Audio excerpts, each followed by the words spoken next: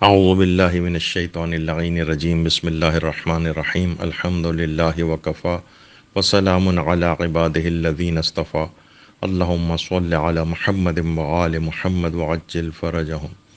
ایک سوال عام طور پر کیا جاتا ہے کہ کیا واجب نمازوں کا وقت آنے سے پہلے اس کے لیے وضو کیا جا سکتا ہے؟ اس میں دیکھیے یہ ہے کہ جو ہماری عبادات ہیں اس میں اکثر عبادات کا وقت آ جانے سے پہلے انہیں ادا نہیں کیا جا سکتا، یعنی جب تک کہ خود عبادت کا وقت نہ آ جائے تب تک اسے ادا نہیں کر سکتے۔ لیکن یہ کوئی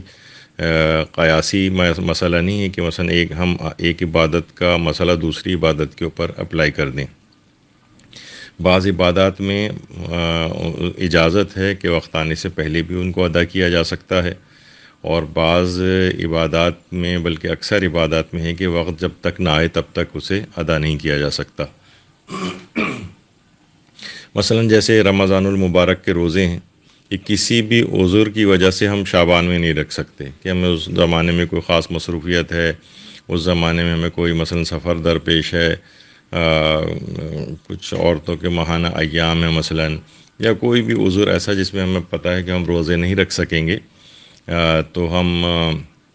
یا مثلا کسی کا کوئی آپریشن ہے اس دوران، تو یہ اس سے پہلے نہیں رکھے جا سکتے، مثلا شعبان میں یا کسی اور مہینوں میں نہیں رکھ سکتے۔ اسی طریقے سے مثلا حج ہے، دیکھیے حج کے 3 مہینے حج کے مہینے شمار ہوتے ہیں، شوال، ذی اور ذی الحجہ، یعنی حج کے جو 2 پارٹ ہوتے ہیں، عمرہ تمتع اور حج تمتع، تو عمرہ تمتع ان 3 مہینوں میں کبھی بھی کر سکتے ہیں۔ مثلا شوال میں ہم نے عمرہ تمتع کر لیا، اس کے بعد مکے سے باہر نہیں جائیں، پھر جب ذی الحجہ آئے تو حج کا دوسرا پارٹ انجام دے لیں۔ تو حج کے جو مہینے ہیں یہ 3 مہینے ہیں، یعنی اکثر لوگ اس میں پریشان ہوتے ہیں کہ وہ سوچتے ہیں کہ حج تو صرف ذی الحجہ میں ہی ہوتا ہے، نہیں، حج کے 2 پارٹ ہوتے ہیں۔ پہلا پارٹ جو ہے وہ اتنا پہلے بھی کر سکتے ہیں، جیسے شوال میں کر لیں، ذی القعدہ میں کر لیں، اور حج تمتع جو ہے وہ تو ذی الحجہ کے مہینے میں ہی ہوگا، پھر میدانوں وغیرہ میں جو انسان جاتا ہے، کیونکہ کفار زمانے جاہلیت میں اپنے تجارتی مقاصد کے لیے حج کے مہینوں کو تبدیل کر دیا کرتے تھے۔ بہت زیادہ گرمی آ رہی ہیں، اس میں لوگ باہر نہیں نکلیں گے، تجارتی مقاصد ہوتے تھے تو حج کے مہینے تبدیل کرتے تھے، جبکہ اسلام میں ایسا نہیں، حج معین جو ایام ہیں اسی میں ہی ہو سکتا ہے۔ اچھا، اسی طریقے سے جیسے ہماری واجب نمازیں ہیں، واجب نماز اگر جو اس کا حقیقی وقت ہے اس سے 1 منٹ پہلے، 30 سیکنڈ پہلے، ذرا سا پہلے بھی اگر ہم نے شروع کر دی تو وہ نماز ہماری باطل ہو جائے گی، واجب نمازیں۔ اسی طریقے سے مثلا خمس ہے، ہم اگر یہ کہیں کہ بھئی جو اگلے مہینے ہمیں تنخواہ ملے گی، ہمارے پاس جو پیسہ آئے گا، ابھی کوئی مستحق آ گیا تو انہوں نے سوچا کہ ایڈوانس میں اس کا خمس نکال دیں، اس مال کا جو ہمیں بعد میں ملے گا، تو یہ نہیں ہو سکتا، یعنی خمس نہیں نکلا ہوا شمار ہوگا۔ ہاں، البتہ یہ کہ اگر کوئی مال ہمارے پاس موجود ہے ابھی اور اس پر 1 سال ابھی پورا نہیں ہوا، تو اس کا خمس ہم ابھی نکال سکتے ہیں، یعنی خمس میں اس طرح سے 2 حصے بن جاتے ہیں۔ اچھا، حاجی کے اس میں بہت سارے اعمال ایسے ہیں جو بہت کچھ افراد کو پہلے سے کرنے کی اجازت ہو جاتی ہے جب کہ ان کا اصل اور حقیقی وقت ابھی نہیں آیا ہو۔ مثلا اعمال مکہ انجام دینے ہوتے ہیں، جب وہاں سے میدانوں وغیرہ سے انسان واپس آ جاتا ہے تو پھر وہ طواف خانہ کعبہ کرتا ہے، اور اس کے بعد طواف کی نماز پڑھتا ہے، سعی کرتا ہے، تو یہ جو ہے اس کے بعد ہوتے ہیں۔ لیکن کچھ افراد ایسے ہیں کہ جن کو اجازت مل جاتی ہے کہ وہ حج کا احرام پہننے کے بعد ابھی میدانوں میں نہیں گئے ہیں، لیکن پہلے سے ہی ان اعمال کو ایڈوانس میں انجام دے لیں، یعنی حج کے بعض احکام میں ایسا ہوتا ہے۔ یا آج کل مثلا یہ ایک سوال لوگ عام طور پر پوچھتے ہیں کہ جس وقت ہم مثلا عمرہ ہم کر رہے ہیں اور ہم نے عمرے کی جو وہ ہے تقصیر وہ کر لی، تو اب ہمارا عمرہ مکمل ہو گیا، اب ہم طواف النساء کے لیے جب دوبارہ اندر جانے لگتے ہیں تو وہ ہمیں اندر نہیں جانے دیتے، کیونکہ ان کے لحاظ سے تو آپ کا عمرہ مکمل ہو گیا، اب آپ اندر کیا کرنے جا رہے ہیں، طواف النساء وغیرہ کو وہ لوگ نہیں سمجھتے ہیں۔ تو لوگ عام طور پر یہ پوچھتے ہیں کہ کیا ہم یہ کر سکتے ہیں کہ ہم صحیح کے ایریا کی طرف جانے سے پہلے، یعنی ابھی ہم اس طرف گئے ہی نہیں ہیں، ہم پہلے سے ہی اپنا طواف النساء ایڈوانس میں کر لیں، اور پھر اس کے بعد صحیح کریں، پھر تقصیر کریں، وہاں سے واپس نکل جائیں. تو اس کا جواب ہے کہ جی نہیں، یہ ایسا نہیں ہو سکتا. ایڈوانس میں یہ طواف النساء جو ہے وہ نہیں کیا جا سکتا، یہ تقصیر کے کرنے کے بعد ہی ہوگا. اور اس کے پھر مختلف طریقے ہیں کہ بہرحال کسی بھی طریقے سے آپ اندر جا کے دوبارہ طواف النساء جو ہے وہ یعنی طواف النساء کو انجام دیں. تو یہ ایڈوانس میں نہیں ہو سکتا. اچھا، اسی طریقے سے مثلاً فطرہ ہے. فطرہ زیادہ تر مجتہدین کے نزدیک شب عید ہی واجب ہوتا ہے، لیکن آیت اللہ سیستانی یا مثلاً آیت اللہ خوئی یہ فرماتے ہیں کہ پورے رمضان المبارک میں کبھی بھی فطرہ دیا جا سکتا ہے. البتہ ماہ مبارک رمضان سے پہلے نہیں دے سکتے. یعنی اتنی اجازت ہے کہ شب عید سے پہلے آپ پورے ماہ مبارک رمضان میں کبھی بھی فطرہ دے دیں، لیکن رمضان سے پہلے نہیں دے سکتے. لیکن بعض مراجع ہیں جیسے آیت اللہ خامنئی ہیں، وہ فرماتے ہیں کہ نہیں، رمضان المبارک میں بھی نہیں دے سکتے، بلکہ وہ شب عید ہی دیا جائے گا. اسی طریقے سے مثلا نماز شب کا جو وقت ہے، اکثر علماء کہتے ہیں اس کا وقت ہی آدھی رات کے بعد سے شروع ہوتا ہے، لیکن آیت اللہ سیستانی کے نزدیک نماز شب کا وقت نماز مغربین کے ساتھ ہی شروع ہو جاتا ہے. اور اتنا وقت اگر گزر جائے کہ جس میں نماز مغربین پڑھی جاتی ہے، اس کے بعد یا مثلا نماز مغربین پڑھ بھی لے کوئی، تو فوراً بعد بھی اس کے نماز شب کو وہ پڑھ سکتا ہے. اسی طریقے سے مثلا نافلہ فجر ہے، اس کا وقت بھی آیت اللہ سیستانی کے نزدیک بہت یعنی پہلے سے شروع ہو جاتا ہے. یعنی مثلا ہم نے نماز مغربین پڑھی، اس کے فوراً بعد نماز شب پڑھ لی، اور اس کے فوراً بعد ہم نافلہ فجر پڑھ لیں. یعنی ان کے نزدیک نافلہ فجر کا وقت بھی اتنا پہلے سے شروع ہو جاتا ہے. اور بعض علماء ہیں وہ کہتے ہیں کہ مثلا رات کے جو چھٹا حصہ ہے اس میں اس کا وقت شروع ہوتا ہے. مثلا 12 گھنٹے کی رات ہے تو فجر سے 2 گھنٹہ پہلے، اور 9 گھنٹے کی رات ہے تو مثلا 1.5 گھنٹہ پہلے سے نافلہ فجر کا وقت شروع ہو جاتا ہے. ویسے جتنی فجر سے قریب یہ نمازیں پڑھی جائیں، نہ چاہے وہ نماز شب ہو یا نافلہ فجر ہو، اتنا زیادہ ثواب ملتا ہے.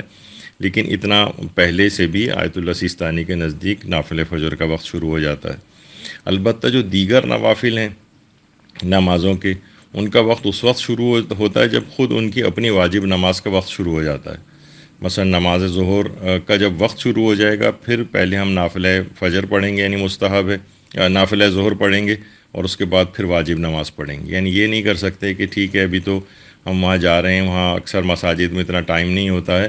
تو ہم پہلے سے ہی مثلا 11 بجے سے ہی جو ہے وہ نافلہ ظہر پڑھ لیں اور اپنے گھر میں پڑھ لیں یا جاتے وقت پڑھ لیں. تو یہ ایسا ممکن نہیں. صرف بعض موارد ہیں کہ کچھ مستثنیات ہیں جس میں کچھ اجازت ملتی ہے، لیکن فی الحال یعنی یہی سمجھا جائے کہ جب واجب نماز کا وقت شروع ہو جائے گا، پھر اس نافلہ کا وقت شروع ہوگا، سوائے نافلہ فجر کے، وہ بہت پہلے سے بھی ہو جاتا ہے. اسی طریقے سے مثلا غسل جمعہ ہے، یعنی اگر پانی نہ ہو تو یہ جمعرات کو بھی کیا جا سکتا ہے. حالانکہ غسل جمعے کو کیا جائے گا، لیکن اتنا ایڈوانس میں بھی ہو سکتا ہے کہ ہمیں پتہ ہے کہ جو جمعے کے روز پانی نہیں ملے گا تو جمعرات کو کیا جا سکتا ہے. تو بہرحال یہ اس طرح سے اس کا ایک مسئلہ ہوتا ہے. اور یہ بھی ہے کہ آیت اللہ سیستانی اس مسئلے میں کہ کیا واجب نماز کا وقت آنے سے پہلے وضو کیا جا سکتا ہے یا نہیں. دیکھیے یہ مسئلہ حکایتوں میں ملتا ہے کہ مثلا علامہ حلی کا یہ نظریہ تھا کہ نماز واجب کا اگر وقت شروع نہ ہوا ہو تو واجب کی نیت سے وضو نہیں کیا جا سکتا، بلکہ اگر ایسا کر لیا جائے تو وضو بھی باطل ہے.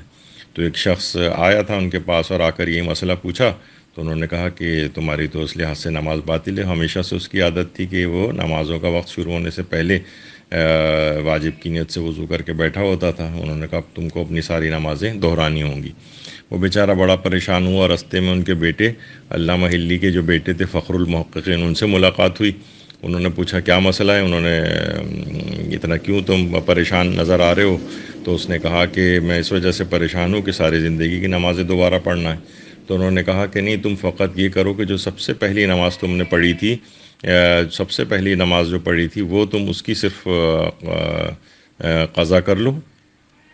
لیکن باقی کسی نماز کی قضا کی ضرورت نہیں ہے. کیونکہ جو تم نے پہلی نماز پڑھی تھی علامہ حلی کے فتوے میں اگر وہ پہلے وضو کرنے کی وجہ سے باطل تھی، تو وہ نماز تم باطل ہونے کی وجہ سے اس کی قضا تم پر واجب رہی، اس کے بعد پھر تم نے جتنے بھی وضو کیے ہیں وہ سب ایک نماز تم پر پہلے سے واجب رہی تھی، اس لحاظ سے وہ سارے وضو ٹھیک ہو گئے۔ تو بہرحال یہ ہے کہ تو ذرا یہ پرانا ایک مسئلہ ایک حکایات کے اندر ملتا ہے، لیکن یہ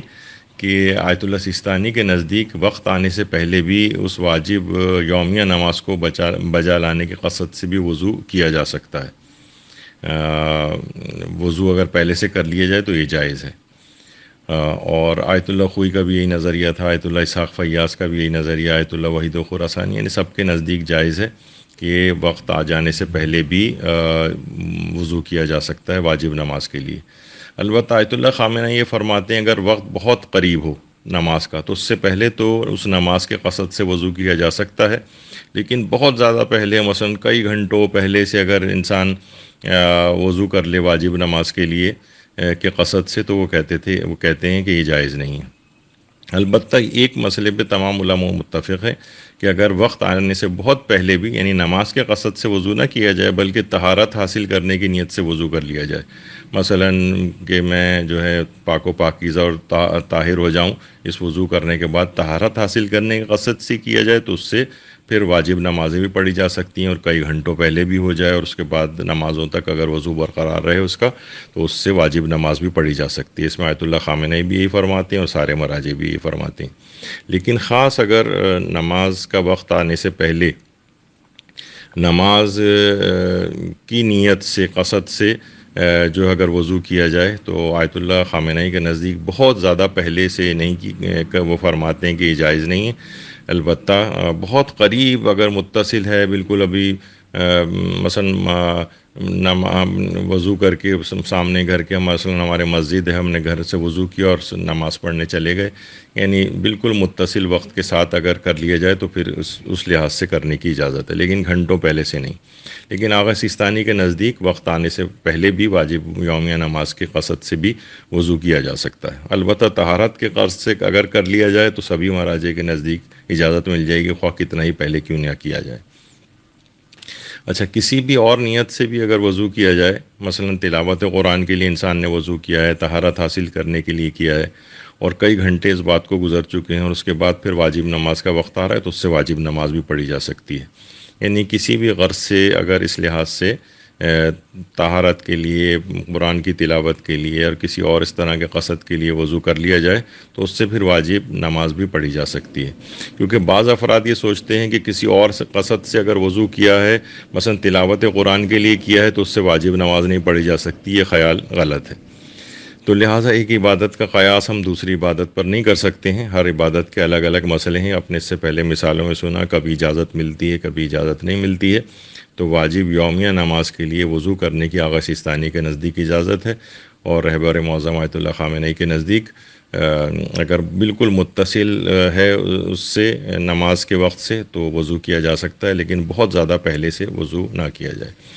تو آقا سستانی کے ہاں البتہ اس کی اجازت ہے، آقا خوئی کے ہاں بھی اجازت ہے اور دیگر اور مراجع کے ہاں بھی اس کی اجازت ہے۔ وصلی اللہ علی محمد وآلہ الطیبین الطاہرین۔